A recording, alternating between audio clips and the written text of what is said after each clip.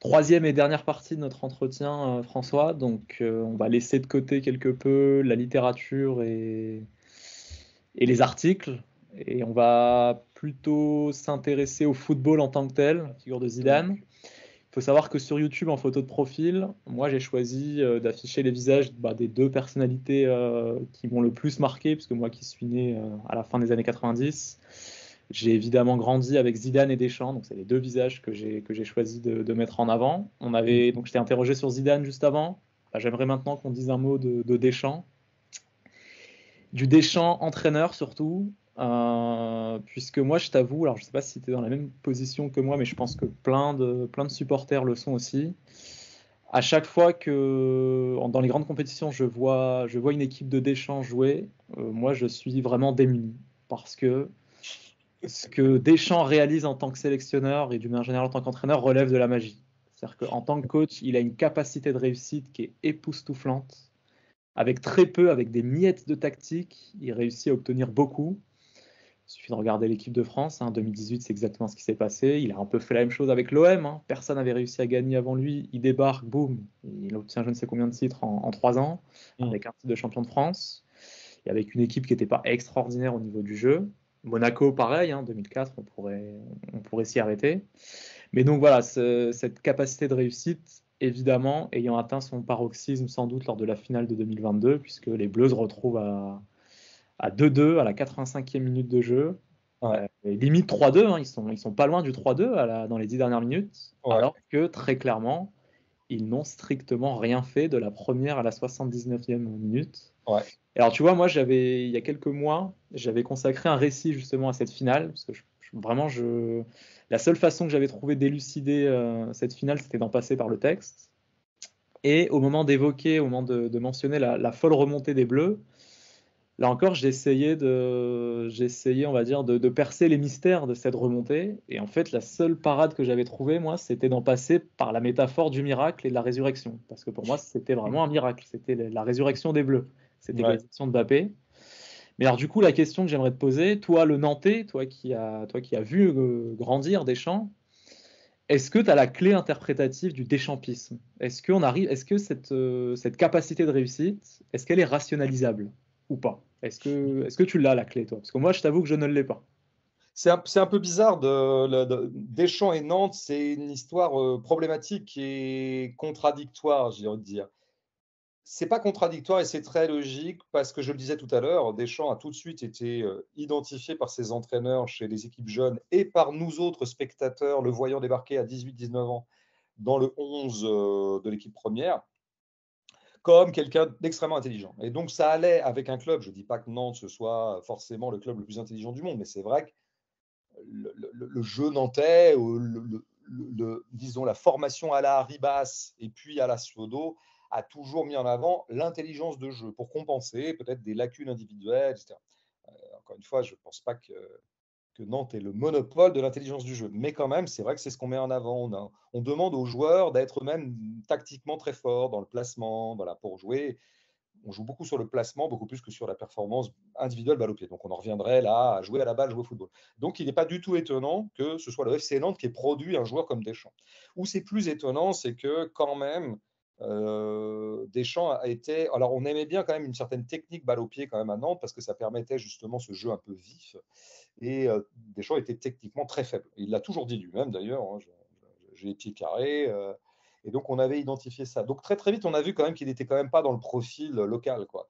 Et pour cause, il est parti très vite. Il est parti à Marseille à l'âge de 22 ans, je crois, ou quelque chose comme ça, 22-23. Donc, voilà. Donc là, il y a déjà ce truc-là. Donc, l'histoire s'arrête là. De Nantes à Deschamps, je pense que là, on peut pas. C'est pas la bonne piste pour expliquer un type comme Deschamps qui finalement, comment dire, a une singularité qui n'appartient qu'à lui, quoi.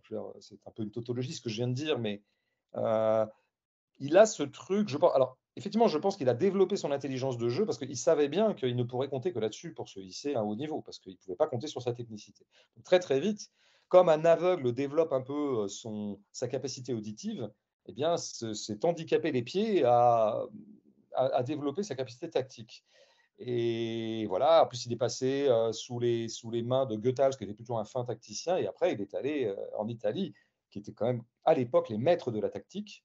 Ils étaient très en avance techniquement dans les années 90, l'Italie. Et là, il a connu Lippi, il a connu des grands tacticiens, quoi. Et il en est revenu avec un pragmatisme italien nappé d'une grande intelligence tactique qu'il va totalement appliquer à l'équipe de 98. Hein. Il déclare avant, alors avec effectivement l'intelligence tactique, mais une intelligence tactique pas au sens où on déploierait une inventivité tactique à la Guardiola, où vraiment on essaierait d'inventer des dispositifs totalement inédits, de faire jouer un défenseur central en milieu de terrain, ou voilà, des changements de poste comme ça. Non, non, Deschamps n'a pas du tout envie d'être inventif. C'est pas, il a pas cette espèce d'hubris d'esthète de Guardiola. Euh, il a l'idée que la tactique, ça sert à gagner. Point. La bonne tactique, c'est celle qui gagne. Et il en revient avec une espèce d'ultra pragmatisme, mais hardcore, qui lui fera dire juste avant la campagne de 98, et ce qui lui vaudra beaucoup d'impopularité d'ailleurs à ce moment-là, nous, l'intérêt, si on gagne nos 7 matchs 1-0, ça m'ira très bien. Voilà. Ça, c'est typiquement italien de l'époque. Et d'ailleurs, les Français détestent les Italiens pour ça. Les Français se sont toujours piqués d'être des grands esthètes qui aiment le beau jeu. Et les Italiens, c'est les monstres froids tactiques qui font un jeu, qui bétonnent, qui font catenaccio. Bon, bah, sauf que dans ces années-là, ça va s'inverser. Et il y a cette fameuse phrase que j'ai toujours adorée d'Albertini, qui était un joueur du Milan AC, qui était un pilier de l'équipe d'Italie de 98, qui va donner un France-Italie assez mémorable en quart de finale en 98. Albertini sort, alors ça se joue au penalty, un match très serré, très, très beau d'ailleurs tactiquement. Euh, et la France gagne au penalty. Albertini sort et dit on a accouché d'un monstre. Phrase extraordinairement historique. Où tous les Français, s'ils étaient moins aveuglés par leur chauvinisme et par leur légende autoglorifiante, à savoir que nous sommes le beau jeu et les Italiens sont des monstres froids, Albertini nous dit l'inverse. Nous dit que les joueurs français ont appris en Italie un jeu encore plus qui permet de dominer les Italiens, y compris sur leur terrain, à savoir l'hyper-pragmatisme. Vraiment être des monstres froids, on s'en fout du jeu, on s'en fout de la beauté, on s'en fout du spectacle. On fait ce qu'il faut pour gagner. Ça, je pense que c'est la clé de Deschamps qui ne pense qu'à ça jour et nuit. Et donc, lui, tout ce qui est construction de jeu un peu sophistiqué, ça ne l'intéresse pas. Lui, ce qui l'intéresse, c'est vraiment les zones de vérité. Le football, ça consiste à mettre un but de plus que les autres. Si on met un but de plus que les autres en jouant comme des merdes, c'est pas grave, on avait raison. Et donc, l'important, c'est les zones de vérité, donc la zone d'attaque. La zone de défense, parce que c'est là que les autres peuvent, c'est la zone de vérité des autres, donc il faut casser la zone de vérité des autres, et la zone d'attaque. Entre les deux, le milieu de terrain, il s'en fout. Alors évidemment, il en a besoin. Il a besoin de récupérateurs, il a besoin de travailleurs au milieu, il les fait travailler beaucoup. Pogba, qui est plutôt un génie, il l'a reconverti en joueur défensif. Il l'a bridé énormément. Et ce qui est important, c'est ça. C'est pour ça que Mbappé est le joueur rêvé pour Deschamps. C'est vraiment, mais on dirait que c'est un rêve de Deschamps qui a inventé Mbappé. Parce que comme ça permet à une équipe d'être une espèce d'équipe de soldats comme ça qui casse le jeu de l'adversaire et qui, une fois le ballon récupéré, balance devant et Mbappé finit. Mais c'est un rêve de Deschamps, ça. Le mec, voilà. Et c'est ce qui va se passer en 2018. C'est ce qui va se passer en 2018. C'est ce qui a failli se repasser en 2022. Donc, l'hyper. Moi, je pense qu'il n'y a pas de miracle des champs. On a parlé à un moment de la chatte à Dédé. Bon, bah oui, c'est vrai que c'est tellement irrationnel qu'on a recours à des paradigmes comme ça irrationnels. Genre, bon, effectivement, le miracle, donc un paradigme religieux ou métaphysique, ou un paradigme un peu plus superstitieux ou de religion, disons, plus laïque, à savoir la chatte. Mais non, non, moi je crois qu'il y a vraiment chez lui l'idée que il ne faut pas perdre de temps avec l'inutile, le superflu, des constructions, construire le jeu, oh là là, quelle fatigue. Non, non, il faut aller droit au but. Et donc, on a un mec qui court plus vite que tout le monde devant, on lui balance la balle et on ne se pose pas la question. On a un Giroud dont on sait très bien que statistiquement, il est quand même plus grand que les autres et qui mettra toujours 2-3 buts de la tête dans une compétition. Allez, ça passe. Et tout ça, c'est évidemment au prix. Toutes les phases finales dont Deschamps était le sélectionneur, il faudrait quand même faire le bilan, non pas des matchs médiocres de l'équipe de France, mais des matchs à chier de l'équipe de France, qui sont évidemment toujours effacés par le dénouement final, où on va toujours en demi ou en finale, pour la gagner ou pas la gagner. Mais revoyons, repensons à tous ces matchs de poule insipides qu'a livré l'équipe de France depuis l'ère Deschamps. Je veux dire, rarement une équipe aura fait si mauvais en termes de spectacle donné. Souvenons-nous d'un France-Australie de je ne sais plus, Coupe du Monde de 2018, 2018, je pense. ouais, le premier match. Et effectivement, souvenons-nous de la première mi-temps contre la Croatie. Je veux dire, ils ne touchent pas la balle, quoi. Et ils finissent la mi-temps en gagnant 2-1. Enfin, c'est fou, en fait. Et non, ne parlons pas effectivement des 90 minutes contre l'Argentine. Ce qui me ferait quand même dire un truc, C'est que oui, miracle Dédé, oui, chatte à Dédé, oui, hyper pragmatisme de Dédé qui fait qu'avec des équipes médiocres, il arrive toujours à peu près en finale. Oui, mais sauf que je remarque quand même que, bah, des finales, il en perd 2 sur 3, que l'Euro où il bénéficie quand même, et ça j'y reviendrai aussi, d'un effectif incroyable. Benzema, Mbappé, Pogba, Kanté. Pardon, hein, mais et bah, il trouve le moyen de perdre contre la Suisse quand même, en quart de finale ou en huitième, je sais plus, C'est huitième, huitième. huitième. Bon, bah, donc en fait, le bilan, si tu veux, on pourrait très bien dire le bilan est impressionnant à la lumière de la médiocrité du spectacle produit et du football produit, qui est effectivement un football au rabais, qui propose pas grand-chose, vraiment. Mais au ratio et relativement à l'incroyable vivier de joueurs dont il bénéficie, parce que nous savons bien que globalement, en ce moment, maintenant en France, comment dire, nous avons sans doute le plus beau vivier de joueurs au monde, avec peut-être le Brésil. On Le Portugal fabrique. est pas mal non plus, François, hein.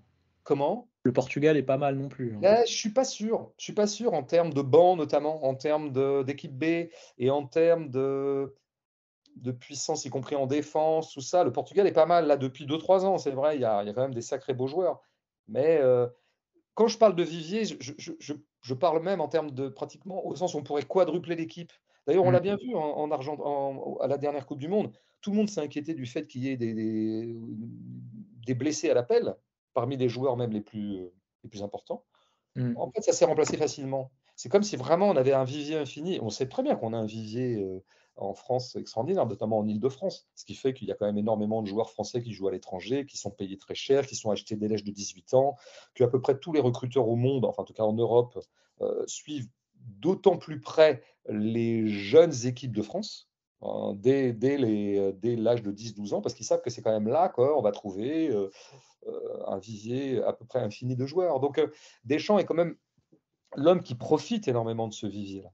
Donc on pourrait presque dire, sans forcément pousser le goût du paradoxe jusqu'à un point de mauvaise foi, mais quand même un peu, bah, que finalement les performances de Deschamps sont pas si hautes que ça par rapport aux joueurs dont il bénéficie. C'est pas si génial que ça en fait. Voilà, le mec n'aura jamais gagné qu'une Coupe du Monde comme sélectionneur, enfin Ouais, mais à pas l'échelle des nations, c'est déjà énorme, François. Le tout à Brésil, il fait. gagne quoi depuis 20 ans? Mais après, parce que le Brésil, eux, ils ont un gros problème. C'est qu'ils ont des joueurs qui s'exportent alors très très tôt partout, mais très loin. Et donc, il y a une espèce de. C'est très compliqué de monter une sélection brésilienne, quoi. Je pense. Et puis par ailleurs, je pense que la formation brésilienne est quand même déficitaire à certains postes. En France, on a du bon à tous les postes, quoi. On a quand même un très très bon vivier de défenseurs, quoi qu'on dise, quoi. Je veux dire, pardon, mais tu vois, à peine Varane a disparu, qu'il y a déjà Upamecano et Kanté qui sont derrière et qui sont des monstres. Saliba qui est sur le banc, qui joue pas un match, le Et pauvre. oui, tu vois, enfin, moi je pensais que Kanté Pogba, on se remettrait jamais de leur absence. Bon, Chouameni arrive et ça fait la blague, tu vois, ou d'autres, je sais plus qui jouait régulièrement. Ouais, bon, il y a Rabiot, qu'est-ce qui jouait en défensif Il y avait Camavinga qui alternait un peu entre voilà, latéral, Ouais, milieu. ouais, ouais. Ouais, Camavinga qui joue déjà au Real, enfin, Ouais, ouais, c'est vrai. je veux dire, c'est infini, quoi. Ça n'arrête pas de se renouveler tout le temps. Ça fait que, et encore maintenant, hein, ce qui fait qu'on sera de nouveau dans les meilleurs. Donc voilà, je dis pas ça pour forcément passer d'un excès à l'autre et opposer une contre-thèse à la thèse dominante. Je trouve que c'est quand même assez peu dit qu'au bout du compte, gagneur, mais pas tant que ça. Il arrive quand même à paumer une finale contre le Portugal. Où était le grand pragmatique Dédé là où vraiment il fallait s'armer de pragmatisme pour gagner cette finale de merde? Bah, c'était plutôt du côté du Portugal qui était le miracle aussi d'ailleurs, parce que c'était assez miraculeux comme victoire pour eux aussi. Où était le et puis surtout, bah, ça joue hyper mal, quoi. Je veux dire les 2 dernières finales de coupe du monde que dirige Deschamps sont des finales absolument ratées footballistiquement. Donc même dans le genre préparer des joueurs à être à la hauteur d'un événement comme une finale de coupe du monde, bah, il sait pas faire. Parce que par exemple, Kanté passe complètement à côté de sa finale de 2018, alors qu'il fait un mondial éblouissant. Il est le meilleur joueur du mondial 2018. Il passe à côté. Bah, donc Deschamps comme coach psychologique, tu vois, soyez à la hauteur, bah, pas si fort que ça, parce qu'en fait, ils passent à travers leur finale de Croatie, puis ils gagnent quand même. Bon. il passe à travers la finale contre le Portugal, il passe totalement à travers la finale contre l'Argentine. Tu vois, on peut redire un peu les choses quand même, hein, et c'est pour ça que moi, souvent, je pense qu'on déteste tous le jeu produit par Deschamps depuis 10 ans, mais il y a quand même des défenseurs de Deschamps sur la foi de ses résultats. Bah, moi, je crois qu'en fait, même sur la foi des résultats, il est peut-être pas forcément, the right man at the right place. Je pense qu'il y aurait meilleur sélectionneur que lui. Je pense qu'un Zidane avec un vivier pareil, non seulement produirait probablement une équipe un tout petit peu moins chiante, mais en fait, je pense plus efficace. Bah écoute, on aura sans doute bientôt la réponse, puisqu'a priori, voilà, le fatum naturel de Zidane Ah sera bah dans oui, l'équipe de France, je sais oui, pas mais là, quand. c'est quand même incroyable qu'on ait donné 2 ans de plus à Deschamps en même temps. Ça, Après, effectivement. c'était la prime au résultat. Je veux Ah, dire, on a donné, c'est Le Gret qui a donné, c'est pas nous. ah oui, Le Gret dont maintenant nous avons pu entre-temps apprécier les qualités diverses et variées. Effectivement. Alors, sur Deschamps, toi qui as écrit pas mal de romans que je qualifie moi de psychologiques, je pense notamment à En guerre par exemple, Ouais. j'aimerais qu'on s'arrête sur la psychologie de Deschamps et la question que j'aimerais te poser, c'est est-ce que d'après toi il y a une continuité entre Deschamps le pragmatique qui n'est obsédé que par le résultat en tant qu'entraîneur et Deschamps l'homme, le manager, celui dont la gestion humaine est quand même extrêmement froide. On a l'impression que pour lui, les joueurs sont des instruments et qu'il s'en sert uniquement quand il a besoin. Évidemment, quand il n'en a plus besoin, il les balance à la poubelle. C'est ce qu'il a plus ou moins fait avec Benzema. C'est ce qu'il était quasiment prêt à faire avec Giroud, je crois que c'était l'année dernière. Ouais, Et quand Benzema revenait bien, c'était limite si Giroud était devenu indésirable, quoi. ouais. Est-ce que, d'après toi, il y a une continuité entre les deux Deschamps ou est-ce que c'est simplement une question de personnalité, de caractère? Ouais, je suis content que tu aies commencé ta question en mentionnant mon statut, mon travail de romancier, parce que je pense que c'est en romancier que je vais parler maintenant. C'est-à-dire, effectivement, tu as raison, un psychologue. Je pense que parfois la psychologie a mauvaise presse dans le champ culturel, en théâtre, en cinéma ou en littérature. On dit: «Oh oui, c'est du cinéma psychologique. Oh oui, c'est du théâtre un peu psychologique. Oh, c'est une littérature un peu psychologique». Comme si la psychologie, c'était de la branlette, des sketchs un peu, de la bouillie. Non, la psychologie, c'est le cœur de métier, notamment du romancier, effectivement. Moi, je tiens, mes romanciers préférés sont des grands psychologues, mais peut-être mes cinéastes aussi, fondamentalement. J'ai souvent dit, Nietzsche lui-même s'autoproclamait plus grand psychologue d'Europe, il avait raison. C'était un psychologue avant tout, Nietzsche. Moi, je n'aime que les philosophes psychologues. Donc oui, moi, je me pique un peu de psychologie, alors à des niveaux qu'il appartient au lecteur d'évaluer, mais et c'est vrai que le foot, le sport m'intéresse aussi pour ça, parce que nous avons des cas psychologiques. C'est intéressant et Deschamps, effectivement, est un cas. Ça a été abordé et effleuré dans certains portraits de lui, hein. Il y a quelque chose Absolument. d'étrange chez ce monsieur. De Il y a louche même, hein, parce qu'il est quand même de dans pas mal d'histoires assez obscures, hein. Ouais, voilà, mais moi j'aime bien, tu penses bien que ça Bien sûr. m'intéresse les gens obscurs, quoi, et Mm. Deschamps, d'un seul coup, redevient sympathique pour moi parce qu'au moins il a cette obscurité, au moins il a des zones d'ombre, et je pense qu'alors, sans rentrer dans les histoires un peu louches, il y a quelque chose comme une froideur pathologique chez lui. Il y a un truc comme Mm. ça. Il y a quelque chose de l'ordre du monstre froid, comme disait Nietzsche de l'État. Et alors on sait, je crois me souvenir qu'il a eu un drame dans sa vie, je crois qu'il a perdu un frère. Alors il a été impliqué dans un drame, puisqu'en fait il a annoncé à Marcel Desailly que son frère Oui, était mort au centre de formation de Nantes. Il devait avoir, je crois, 15-16 ans de mémoire. ouais, ouais, ouais, C'est lui qui a pris la responsabilité, hein, enfin, avant c'est vrai, même les dirigeants, d'annoncer cette nouvelle, ce ouais. qui déjà effectivement en dit beaucoup sur la personnalité de l'homme. Commencer par dire en première analyse que déjà s'exprimait là l'immense maturité de Deschamps, que tout le monde lui reconnaissait à 15 ans. C'est-à-dire qu'en fait, le mec se comporte immédiatement comme un chef d'équipe, en fait. Et que donc là où je prends mes responsabilités, là où personne n'ose vraiment passer le coup de fil un peu pour annoncer la mort d'eux, effectivement, qui avait été un petit drame du côté de Nantes, parce que le mort en question était un grand espoir.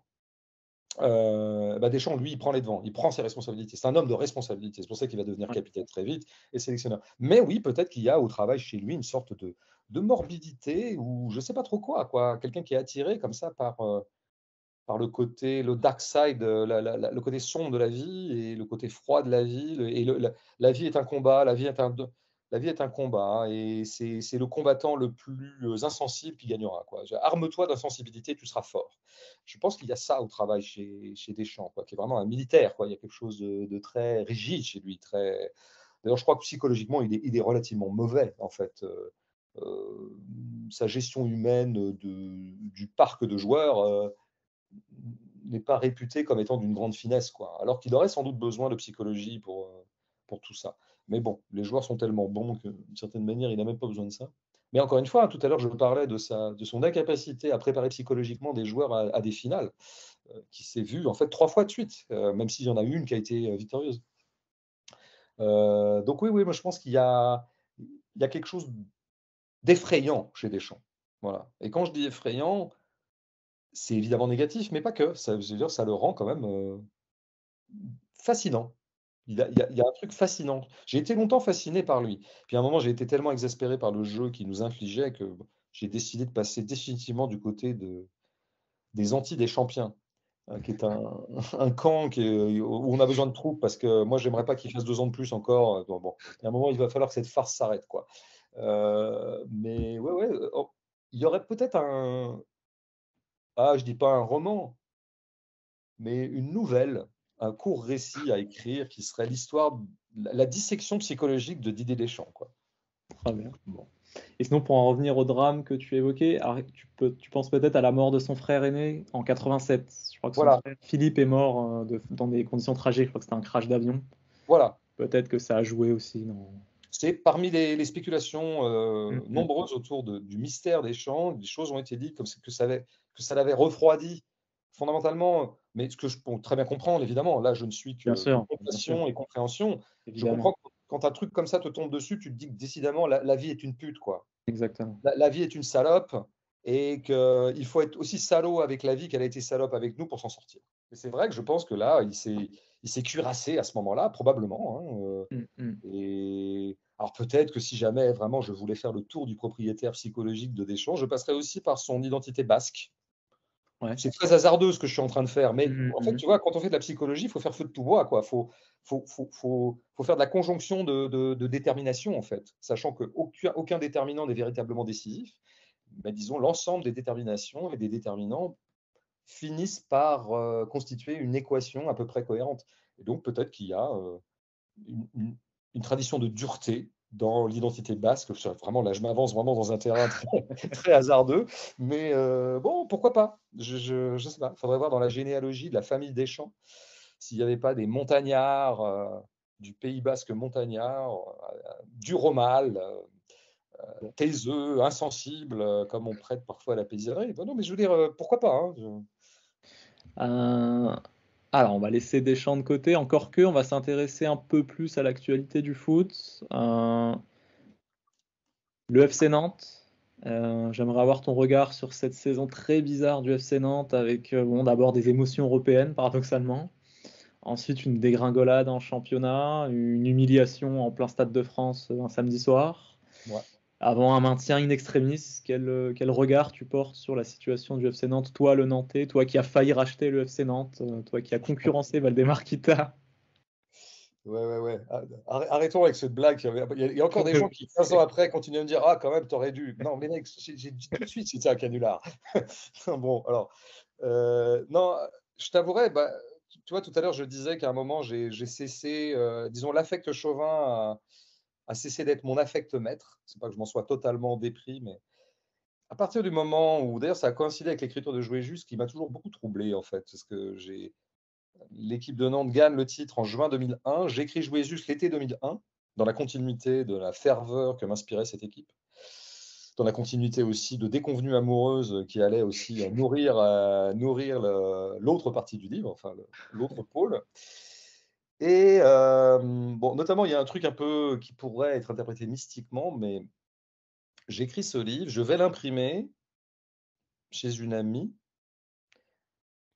et après, je vais à la magasin de photocopieuse pour en faire 5 exemplaires. Nous sommes le 15 août 2001, parce que je l'ai écrit assez vite. Mhm. Et en attendant les photocopies, je vais au café, j'achète l'équipe. Et là est annoncé en une le départ de Carrière à Lyon. Mhm. C'est-à-dire exactement, alors pour le coup, ce que je prophétisais à la fin à la fin de Jouer juste, où l'entraîneur regardait Eric et lui Mhm. disait: «Je ne suis pas dupe Eric, je sais très bien que tu vas partir ailleurs. Je sais très bien qu'à un moment, les sirènes individuelles, vont t'attirer ailleurs et vont te rendre déloyal au collectif qui t'a fait naître». Et bam, à peine je photocopiais le livre que ça arrivait. Mais plus généralement, en fait, cette équipe de 2001 a été la dernière équipe de Nantes, heu, regardable. Après, ça a été foutu. L'année d'après, le pauvre Denouac s'est dépatouillé dans une année de merde où ils ont été très mal classés. Ils ont fait un parcours européen à peu près digne, mais c'était pas super. Puis Denouac c'est parti, il a été viré. Et après a commencé, comment dire, la farce. La farce, c'est-à-dire un racheteur, le pire racheteur qu'on pouvait envisager, Kita, qui va complètement dénaturer le club, faire n'importe quoi. Totalement à l'inverse de ce qu'avait été le cas du temps du Grand Nantes, nous allons casser, le côté continuité que Nantes avait gardé pendant 30 ans, c'est-à-dire de 70 à 2001, Nantes a dû avoir 4 entraîneurs ou 5, 5 ou 6 on va dire, mais en plus avec une continuité entre chaque parce que quand c'était pas Arribas, c'était Jean Vincent qui était vraiment un produit du club et quand c'était pas Jean Vincent, c'était Suodo qui lui-même venait du club. Et quand c'était pas Slodo, c'était Denouex qui lui-même venait du club, s'était occupé des jeunes, du centre de formation. Enfin, il y avait vraiment un vase clos. Et c'est ça qui permettait de perpétuer, peut-être pas tant un jeu à la nantaise qu'un certain esprit nantais. Et alors, ce qui va s'ouvrir à partir de 2001, c'est exactement l'inverse. C'est-à-dire qu'on va avoir le record du monde du nombre d'entraîneurs en 20 ans, avec parfois des pics de farce inégalables dans l'histoire du football, genre Raymond Domenech, entraîneur pendant 2 mois. Tu vois, je veux dire, mais moi, j'ai encore du mal à croire que ça ait pu arriver. Je pense que c'était un On a miracle. tous du mal, rassure-toi, moi j'ai toujours pas compris. Non, mais voilà, bon, donc n'importe quoi pour n'importe. Et tout a été comme ça depuis 20 ans, avec une grande accélération depuis 10 ans. Donc, tout ça pour résumer, je veux dire, je ne suis absolument plus du tout cette équipe. Je suis ce qu'elle fait. Je regarde les Mhm. résultats, je m'informe, puis je croise encore beaucoup de potes nantais qui, eux, sont restés fidèles, donc larmoyants. Auquel cas, je leur conseille toujours de dire: «Mais les mecs, coupez le cordon, arrêtez de fétichiser une équipe de Nantes qui n'existe plus. Donc faites comme moi, soutenez le Bayern Munich cette année. Vous verrez, vous allez beaucoup plus jouir. C'est là que ça joue au foot. Mais là, vous allez vous rendre malheureux, les gars. Et là, le soir de la finale de la Coupe de France, les types sont tous en dépression. Ils se sont fait humilier devant la France entière. Je dis: «Mais je vous avais prévenu, ça vous apprendra à continuer par fidélité au maillot». Tu vois, on y revient toujours. Voilà, après, je trouve ça beau quand même. En fin de soirée, je leur dis toujours: «Ouais, allez, vous avez raison, c'est quand même assez beau, les mecs. C'est pathétique, mais beau, quoi, votre fidélité». Donc, je t'avouerai que non, je n'ai que des. Ça fait très longtemps que j'ai pas vu un match de Nantes en entier, je crois. Bon, voilà, il me tarde. Moi, j'étais presque pour qu'ils descendent hein, pour faire table rase. Euh, Au lieu de quoi, ben, on va refaire une année de merde avec sans doute 3 entraîneurs dans l'année. On va finir 14e. Super. Avec des Tu dis joueurs. encore, c'est étonnant. Comment? Tu dis encore on. C'est comme si tu n'avais pas Oui, oui, oh, totalement bah oui, coupé le bah, on cordon, se trompe tu vois. pas. Écoute, j'ai dit «on» pendant 30 ans, oui, oui, oui, bien sûr, bien sûr. Je garde encore une fibre nantaise malgré tout. Mais après, je pense qu'il y aurait une chose plus structurelle à dire, indépendamment des affres des aléas de mon chauvinisme, ou des aléas affectifs de mon rapport à cette équipe, c'est que ce qui a précisément été possible pendant 20 ou 30 ans, à savoir de former des jeunes qui pouvaient constituer une identité de jeu, a été rendu impossible par leur reconfiguration économique du football. C'est-à-dire que fut un temps, effectivement, du temps de la Standard nantaise, Nantes a été à l'avant-garde de la formation de joueurs. Hein. Je veux dire, ils Mm. ont été les premiers, pratiquement avec Auxerre ou d'autres, Mm. à se doter d'un centre de formation qui était tout à fait estimé dans l'Europe. Bon, qui évidemment se jouait par ailleurs en continuité d'une vieille tradition négrière, dans l'idée que Nantes était assez fort aussi pour aller piller des joueurs africains et les ramener au club à 14 ans, quoi, ou voire même avant. Bon. Donc, personne n'est jamais un saint dans cette histoire. Mais quand même, bon, il y avait une formation nantaise et on faisait advenir des joueurs qui, à 18 ans, devenaient pros et qui, là, pouvaient rester, en général, faisaient 4, 5, 6, 7 ans au club. Et donc là, on avait le temps de gagner des titres. C'est ce qui se passait en 95. La génération 95 advient en 1991 et 4 ans plus tard, eh ben ça y est, ils sont mûrs et ils gagnent le titre, de façon assez d'ailleurs éblouissante. C'était le cas de l'équipe des années 70, c'était le cas de l'équipe de 83, etc. Ça, cette chose-là n'est plus possible, puisqu'on sait très bien que maintenant tout le monde s'est mis à la formation, y compris les grands clubs. Donc il y a déjà un pillage sur lequel Nantes maintenant n'est plus du tout prioritaire. Je veux dire, quand vous allez voir un jeune joueur que vous avez remarqué qui a 12 ans et qu'en face il y a le PSG ou Manchester City qui veut l'acheter, bon, bah, les pauvres Nantais, c'est pas eux qui vont emporter la mise. Et puis quand bien même il ferait advenir un bon joueur, un très très bon joueur, eh bien en général, si ce joueur est excellent et vraiment se distingue à 18-19 ans, il est immédiatement acheté par Liverpool, le Bayern, la Juve, peut-être je sais pas, à la rigueur, une équipe espagnole de seconde zone, mais voilà, parce qu'il y a plus de thunes là-bas. Donc en fait, ce qui a rendu possible la continuité nantaise ou la continuité d'un certain miracle nantais est de toute façon structurellement impossible. Donc c'est même pas la peine de rêver d'un moment où Nantes se réassurerait sur ses bases ancestrales et recommencerait comme en 14 la politique qu'il a fait gagner. Parce que cette politique n'est tout simplement plus possible. Donc, il n'y a rien à attendre de ce club, de ce point de vue-là. La seule chose à en attendre, si vraiment ne nous intéresse que les résultats, ce qu'attendent d'ailleurs beaucoup de clubs en Europe, c'est qu'un Saoudien veuille bien investir ses deniers dans ce club. Voilà. C'est un peu le cas de tous les clubs européens, qu'attendent maintenant. Alors qu'attendait à un moment l'argent des oligarques russes, maintenant on attend plutôt l'argent du Moyen-Orient. Voilà. Alors chacun fait un peu sa pute, quoi. Chacun fait un peu fait de l'œil aux capitaux d'Abu Dhabi, du Bahreïn, du Qatar, d'Arabie Saoudite. Et bah, les émirs choisiront. Ils choisissent leur danseuse. Ils vont dire, ah, on va prendre le PSG, tiens. Ah, on va prendre Manchester City, c'est pas mal. Bon, donc Nantes est une jeune fille en déshérence qui attend qu'un prince saoudien veuille bien porter le regard sur elle. Bon, écoute, on a hâte de voir si la rencontre aura lieu. Ouais. On attend ça.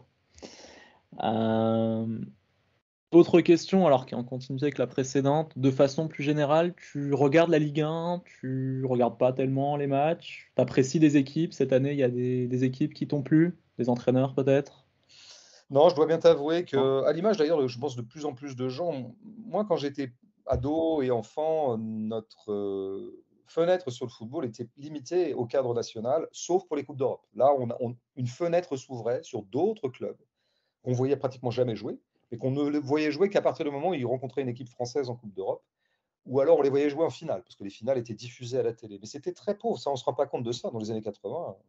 Nous n'avions accès qu'au championnat national. Donc là, on suivait particulièrement le championnat national. Et après, avec le développement audiovisuel et tout un tas de choses, on a été nombreux à pouvoir regarder les championnats étrangers. Et je dois dire qu'on a été nombreux au fil du temps à trouver quand même beaucoup plus intéressant de suivre la Liga et la Première Ligue que le championnat de France. Donc je fais partie de ces traîtres à la nation qui, quand il a du temps, a plutôt tendance à regarder un bon match du Real, un bon match du Barça, et alors surtout un match de Manchester City depuis 4-5 ans, et éventuellement un match de Liverpool, parce que j'adore Klopp, et un match d'Arsenal cette année, qui était une équipe formidable, qui aurait dû avoir le titre d'ailleurs, je pense, qui aurait mérité d'être championne, et qui va aller loin, je pense que ce sera une très très belle équipe, parce qu'Arteta, je pense, est un très grand entraîneur.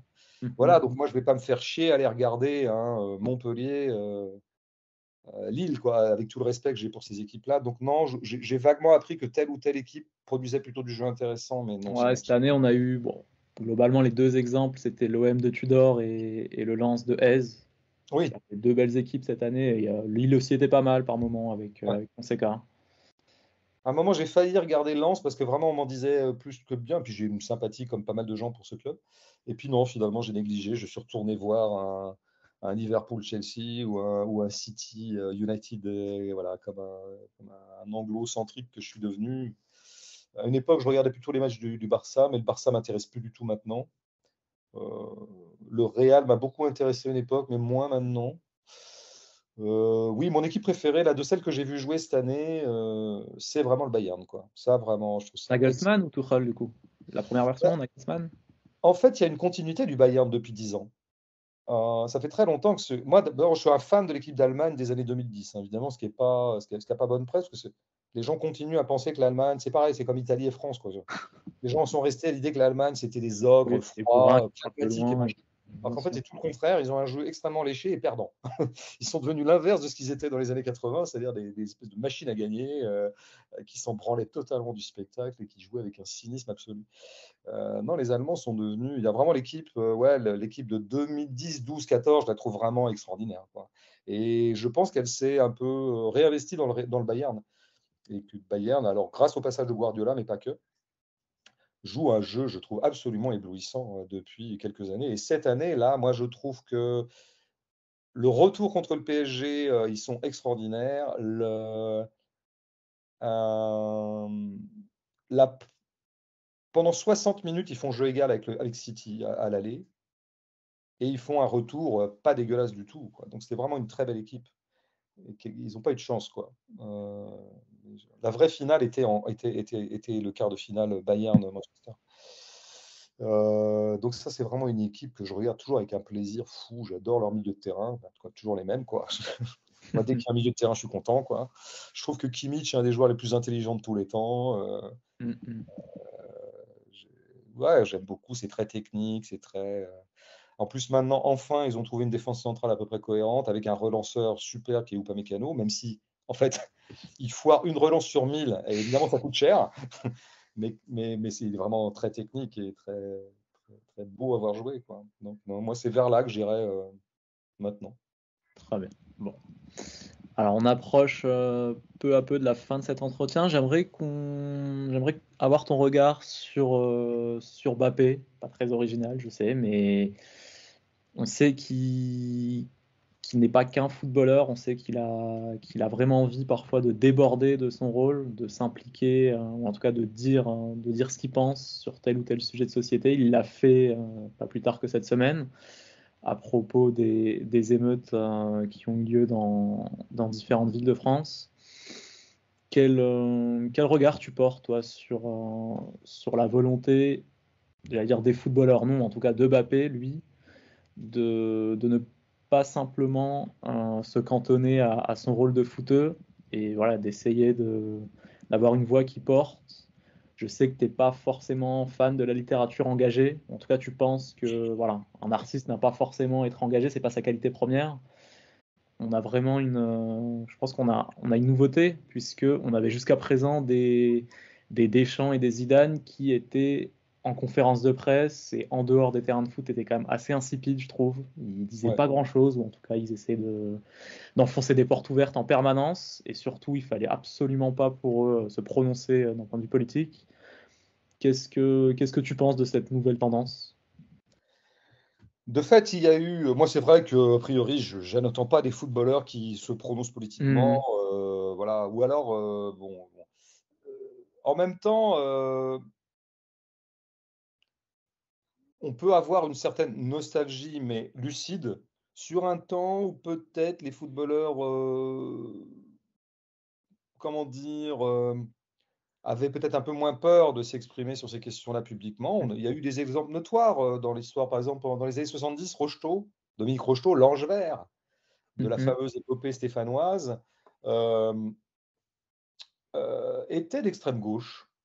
Ce qui était tout à fait dans l'air du temps d'ailleurs, pas d'être d'extrême gauche, mais disons d'être assez proche de ces idées-là, ne s'en cachait pas, était plutôt lecteur et a pris un certain nombre de positions publiques, notamment il ne voulait pas aller jouer en Argentine en 78, puisque en Argentine en 78, Mhm. tout le monde organisé par l'Argentine, et nous étions dans le régime ce qu'on appelait des Mhm. colonels ou des généraux, des colonels, je ne sais plus comment on Les dit, généraux de mémoire, je des pense. généraux peut-être, ouais, donc Le général Videla. voilà, Videla. Et donc voilà, il ne voulait pas aller jouer et cautionner cette dictature. Finalement, il y est allé, mais je pense que ça a été lourd en négociation. Bon. Donc ça, j'aime assez. Ce qui est assez beau, en fait, c'est de voir, enfin, indépendamment du foot, pratiquement, c'est toujours assez beau de voir quelqu'un prendre des risques dans ses prises de position. Parce que c'était risqué pour Rocheteau de dire ça, parce que c'était quand même se condamner à ne pas Mhm. jouer une Coupe du Monde. C'était aussi peut-être se mettre un peu mal dans le milieu du foot, où on n'aime pas beaucoup les grandes gueules, où peut-être on pourrait lui faire payer. Moi, j'aime assez ça, de la même façon que j'adore qu'Adèle Haenel récemment ait quand même pratiquement sacrifié sa carrière au nom d'options politiques. Je trouve ça toujours très beau et risqué.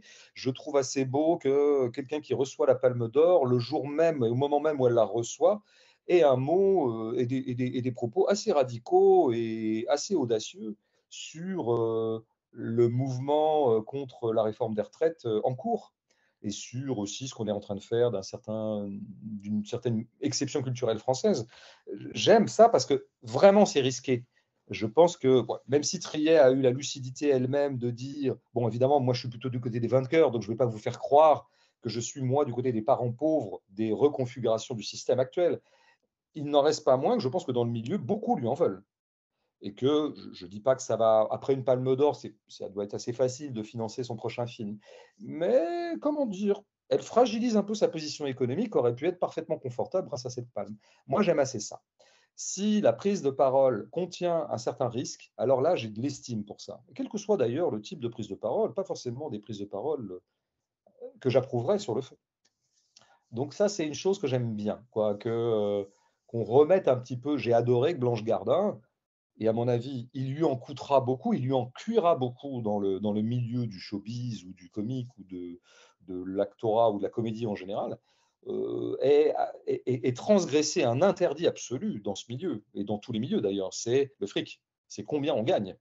À propos de, comment s'appelle cette émission, LOL qui ressort. C'est ça. Ça, c'est vraiment des prises de parole extrêmement risquées. Et tu vas voir, vraiment, elle s'est fait détester dans le milieu pour ça. Évidemment, ils ne l'ont pas dit parce que ça la foutait mal. Les mecs n'allaient pas publiquement dire ouais, non, non, mais bon, il ne faut pas parler d'argent parce que nous, on gagne beaucoup, on n'aimerait pas que ça se sache. Évidemment qu'ils ne l'ont pas dit. Mais dans les coulisses, d'aller backstage et dans le petit milieu où, bah, je veux dire, on a toujours besoin d'argent et d'aller frapper à des portes pour obtenir des deniers et pour faire produire ses spectacles ou faire produire ses films, je pense que ça ne sera pas sans conséquence pour Blanche Gardin. Elle ne va pas se retrouver sur la paille. Si elle le fait, c'est qu'elle sait aussi qu'elle a une espèce de matelas économique et de capital de départ qui lui permet de voir venir. OK, mais c'est quand même un peu risqué. Elle fragilise sa position. Respect total. Et par ailleurs, sa prise de parole était sur le fond absolument parfaite. Donc j'en viens maintenant à notre ami Mbappé. Moi, je n'ai pas de religion sur le fait que les footballeurs doivent intervenir ou pas. Qu'ils le fassent, ils en ont le tempérament. Mais s'ils le font, que ce soit intéressant. Mhm. Voilà. Là, globalement, les deux prises de parole de Mbappé, qui n'est pas un joueur que j'adore comme joueur, qui n'est pas un individu que j'adore dans ce que je perçois de l'individu qu'il est. Hein, je trouve que c'est vraiment un. Pourquoi? Parce que c'est un petit winner. Et bon, bah, c'est normal, hein, il est le meilleur joueur du monde. Enfin, Mhm. pour moi, non, mais admettons, je veux bien, je ne veux pas lutter contre ça. En tout cas, il vaut mieux l'avoir dans son équipe que contre, que contre soi. Mais j'aime pas beaucoup son jeu, j'aime pas sa gueule non plus, ça joue, hein, je veux dire, finalement, quand on regarde du sport, on a affaire aux surfaces, quoi.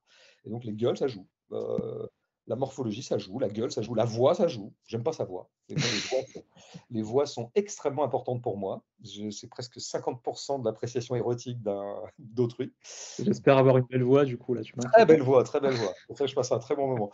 Mais non, non, Mbappé, ça va pas du tout. Mais et puis, non, je trouve il est vraiment dans un contrôle de sa communication. Et on voit bien qu'effectivement, une des raisons pour lesquelles de moins en moins de joueurs ont ouvert leur gueule politiquement, c'est parce que tout a été verrouillé par les communicants. On le sait bien Mhm. depuis 10, 20, 30 ans. Et c'est pour ça qu'en conférence de presse, on dit jamais rien. Surtout, ne vous prononcez pas sur les sujets qui fâchent. Surtout, ne dites rien. Bon. Donc, tout ça, du coup, robinet d'eau tiède. Merci les communicants. Vous arrivez à faire en sorte que la langue de bois se soit répandu. Je ne sais même pas pourquoi on fait les conférences de presse d'ailleurs. Bon, donc on pourrait s'en passer. Et bon, ben, Mbappé, là, prend la parole, mais finalement, il le fait vraiment. Comment dire, de deux choses l'une. En fait, pour moi, il commet deux erreurs en deux interventions publiques, à 4 jours d'intervalle. La première, c'est de faire un tweet super con. Moi, j'aime plutôt bien qu'il manifeste sa compassion pour Naël et qu'il pointe quand même le fait que bon, bah, on est dans un pays où les flics tuent des gens. Il ne le dit pas comme ça, bien sûr. Enfin, quand même, quand il finit par j'ai mal à ma France, ok. J'aime pas beaucoup l'expression, hein. Moi, j'ai pas mal à ma France, hein. Moi, j'ai mal à mes prolos, j'ai mal à mes racisés, j'ai mal à plein de trucs. J'ai mal à ma justice, mais j'ai pas mal à ma France, quoi. Donc déjà, Et puis le petit ange, évidemment, très malvenu. Évidemment, les droitards se sont empressés de se jeter sur ce petit ange qui était quand même extrêmement déplacé, même si on comprend que dans l'émotion. Bon. Donc déjà, c'est un peu de la merde son premier truc, quoi. Et alors le deuxième, là, qui a été rédigé par des avocats, ils ont dû mettre 12 heures pour le rédiger point par point, au nom de tous les joueurs, parce qu'ils commençaient, d'ailleurs c'est pour répondre à une pression médiatique, parce que Mbappé, en bon pragmatique communicant qu'il est, qui essaie toujours de tout verrouiller pour ne rien perdre de son capital symbolique et donc de son capital tout court, a bien compris, ou ses avocats lui ont fait comprendre, ou ses conseillers lui ont fait comprendre, ou ses parents lui ont fait comprendre, parce que ce monsieur est très entouré par des gens qui essaient de capitaliser au maximum sur le petit génie. C'est une entreprise, Mbappé. Bon, alors la multinationale Mbappé a considéré que merde, il y avait un backlash. Que quand même, au bout de 150 pillages dans toutes les villes de France, ça commençait à la foutre mal ce premier tweet et qu'on attend, ou tweet ou je sais plus quoi, et qu'on attendait quand même un autre tweet pour dire arrêtons les pillages. Ce dont évidemment Mbappé s'est fendu. Donc on reste totalement finalement dans le verrouillage de communication là-dessus. S'il avait dit des trucs du genre la police tue en France, il y a une violence systémique de la police, il y a une violence raciste systémique de la police, bah, pardon, on n'est peut-être pas obligé d'être d'accord, mais ça aurait de la gueule. Ça serait vraiment risqué. Ça serait couillu. Et ça, pour le coup, ça ferait qu'il aurait des ennemis qui perdraient peut-être un tout petit peu de son capital. Capital à tous les sens du terme. Bon, ce n'est pas le cas. Je veux dire, là, c'est bon, il a nettoyé, c'est bien. Tout est rentré dans l'ordre et il pourra monnayer son transfert au Real soit dans 2 semaines, soit dans un an, à hauteur escomptée. Très bien. Bah écoute, François, c'est notre troisième partie s'achève désormais. Ouais. Je suis content, Mais je vais plus me payer Mbappé, quoi. Je suis vraiment, ah bah, écoute, ouais, ça fait c'est tout vraiment à fait. le petit plouc dans son salon qui allume Mbappé, j'adore. Euh, mais alors du coup, j'aimerais quand même que, tu le sais, hein, il y a du temps additionnel maintenant. Donc Ouais, il va y avoir quelques minutes de temps additionnel ouais. qui vont nous permettre de terminer de façon un peu légère, puisque je vais te demander, durant ce temps additionnel, François, de composer ton 11 idéal. Mais alors non pas ton 11 de footballeur, mais j'aimerais un 11 titulaire d'écrivain et de penseur. Alors il me faut un capitaine et un entraîneur. Et alors libre à toi de choisir la formation qui te sied le plus. Donc à Tu sais, toi de... quand on fait ça à la télévision, à la radio, en général, on prévient l'invité 12 Ah, heures avant, ah comme j'ai été quoi indécis là. il peut, sous couvert de spontanéité, tu vois, bien. Bon, mais je vais jouer le jeu parce que je suis joueur et donc je vais donner les noms comme ils me viennent. Merci François. Tu veux Euh, évoluer en quelle formation? Un 4-3-3, peu importe, je sais pas, à toi de me dire. je suis toujours un peu. Attends, allez, on va dire. Attends, c'est vrai que j'aime bien le 4-3-3 quand même. J'aime bien le 4-3-3 parce que ça permet de construire en 4-5-1. Et donc, ça fait un gros milieu de terrain. Voilà, c'est ça que j'aime dans le 4-3-3. Moi, Très bien. c'est beaucoup moins les deux ailiers que le fait que. Ouais, donc, on va dire 4-3-3. Et donc, c'est les attributions de poste qui vont me foutre dedans. Moi, j'ai aucune idée là-dessus. Quand Il me même, faut un gardien. Qui est-ce qui va pouvoir arrêter les buts? qu'est-ce qui va pouvoir arrêter les buts? Habile de ses mots. Putain, Après, un gardien peut être bon au pied aussi, hein. C'est la mode un peu en ce moment. Bon, alors je vais mettre Blaise Pascal. Blaise Pascal dans les buts, pourquoi? Ouais, je sais pas pourquoi dans les buts, mais je sais pas, pour moi, le goal, c'est un peu, tu vois, c'est le début de la fondation. D'accord. Et Blaise Pascal, c'est un peu le début de la fondation, même s'il y a il y a des grandes sommités avant. Voilà. Alors après, j'y vais vraiment à la spontanéité, hein, vraiment, c'est vraiment pas bien. Euh, alors en premier défenseur central, je mettrais Marx. Karl Marx, ok. Ouais. En deuxième défenseur central, je mettrais Simone Veil. Ok, donc une charnière franco-allemande. Ouais. Alors, je précise évidemment hein, que je parle évidemment d'un philosophe. Hein, voilà, Et c'est important parce que j'ai pas un immense respect pour la femme politique, Simone Veil. Ouais, c'est une charnière, c'est un Marc Simone Veil, à mon avis, ça passe pas en face, quoi. C'est du béton, quoi. Alors, en couloir gauche, En piston, on dit piston Ouais, maintenant. piston, c'est la mode un peu. Ouais, j'adore ces changements de nom. Euh, je mettrais, bah tiens, je mettrais bien Blanche Gardin, tiens, puisque D'accord. ouais, ouais, pas mal Blanche Gardin. Euh, en piston droit, je vais mettre, je sais pas, je mettrais, je vais dire de n'importe quoi. Je vais dire Steven Soderbergh. Ouais, je prends un peu mes chouchous, hein. Alors, on arrive au Alors, milieu de terrain, là, du coup. C'est la zone ouais, sensible. ouais, milieu de terrain, là, c'est les Pas gros, là. sexuel, C'est les hein. très, très gros. Donc, évidemment, puisqu'on est, là, c'est vraiment l'ossature de base, faut mettre les meilleurs, là. Exactement.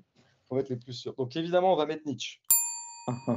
Tu Voilà. mets dans la défense, du coup, ou... Ouais, je le mets en 6 Ouais, quoi. Je le mets ouais, mais 6 homme à tout faire, quoi. ok. Même si je pense qu'il n'est pas assez rigoureux pour ce poste, mais c'est pas grave. Après, je mettrais Fat Mike, chanteur de NoFX, D'accord. de mes idoles, et Numéro 10, meneur de jeu. ça lui va pas du tout comme poste, mais puisqu'il faut mettre les meilleurs au milieu de terrain, je vais mettre Flaubert. Ah, évidemment, il n'y a pas photo, quoi. Et alors après, simplement, c'est n'importe quoi, j'ai honte. Euh, Allez, il nous faut un ailier droit, un ailier gauche et il nous faudra un numéro 9. alors j'ai une idée pour l'avant-centre déjà, je vais mettre le Ah, Christ. Parce que c'est quand même lui qui finalise tout. Je veux dire, c'est quand même, à la fin, tout s'accomplit par lui. Donc c'est lui qui, dans la zone de vérité, c'est la zone de vérité, le Christ, que c'est, tu vois, c'est là que ça se passe, quoi. C'est résurrection ou pas résurrection. Et s'il y a résurrection, on gagne. S'il n'y a pas résurrection, on perd. ok. En couloir droit, enfin en ailier droit, je mettrais quelqu'un que j'ai découvert là très récemment et qui est pour moi ma grande découverte de l'année. C'est Émeric Lompré, D'accord. humoriste Mhm.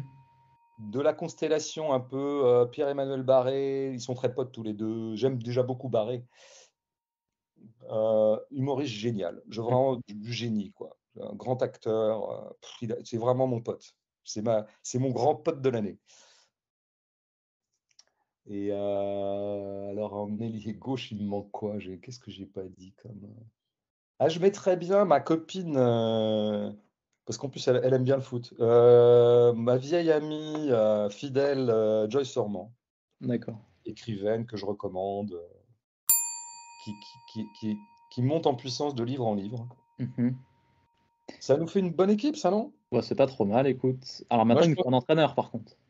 Ah oui, voilà. Ah oui, il faut un coach. Alors, je te laisse réfléchir, mais déjà, je m'étonne de constater que tu t'es pas octroyé une place dans le 11. Ah ouais, mais ah bah non, écoute. Bah alors après, je me mettrais bien entraîneur parce que c'est un vieux fantasme. Ouais, Il pourquoi y en a, pas, il effectivement. y en a, leur fantasme, c'est de se déguiser en fille. Moi, mon fantasme, c'est de me déguiser en entraîneur. Non, je vais pas mettre ça. Non, je vais mettre en entraîneur, on va mettre. Attends, on va mettre un truc vachement. Je te laisse réfléchir, je te laisse réfléchir, François, sachant que il nous faudra aussi un capitaine, forcément. Je sais pas à qui tu veux donner le brassard. Bah, le brassard, ouah, je l'ai mis en défenseur central, je crois, Marx. Marc, tu l'as mis dans l'axe, ouais. Je Ah confirme. ouais, ouais. Bah, c'est Marx, hein, le Marc, capitaine. Ouais, ok, ouais, évidemment. ok. Bon. Bien sûr. Donc, Non, notre ouais, il y capitaine, a. Ouais, faudra- alors je sais, en entraîneur, je sais, parce que c'est un grand. Alors oui, ça lui irait très bien, ça. Je mettrais Nestor Makhno, figure très connue chez les anarchistes, pas très connue tout court, parce qu'on connaît mal l'histoire de l'anarchisme, hélas. Alors mettre Marx et Makhno d'ailleurs dans la même équipe, ça peut créer des bisbilles, mais c'est pas grave. Ils se réconcilieront. Makhno, qui était donc un paysan ukrainien, qui a été plus ou moins d'ailleurs persécuté par qui a fait la guerre contre les armées blanches qui venaient ferrailler contre la nouvelle révolution bolchevique.